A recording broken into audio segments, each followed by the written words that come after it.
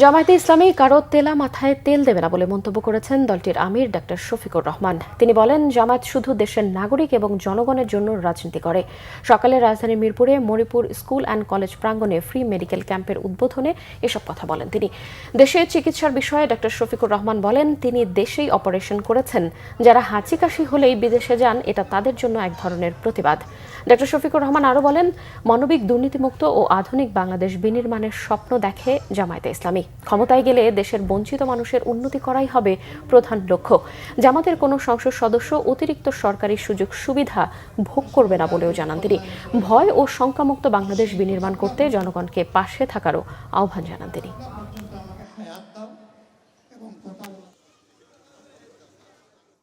আপনি দেশ বদলাবেন, জাতিকে সোনালী স্বপ্ন দেখাবেন, আগামীর সোনার বাংলা গড়বেন, আর দেশ এবং দেশের চিকিৎসা আপনার পছন্দ হবে না।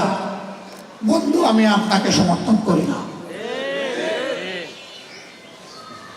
আপনি যেদিন এই দেশের চিকিৎসা নেবেন, জটিল এবং কঠিন রোগে আক্রান্ত হয়ে, সেদিন আপনি উপলব্ধি করবেন আমাদের চিকিৎসায় কোথায় কোথায় ফাঁক ফোকর এবং ঘাটতি রয়েছে।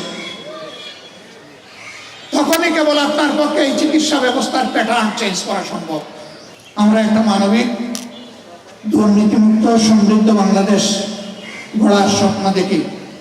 যেই বাংলাদেশটাকে গরিব থেকে ধনী সকলকে তার অধিকার, তার গড়ে তার হাতে তুলে দেওয়া হবে।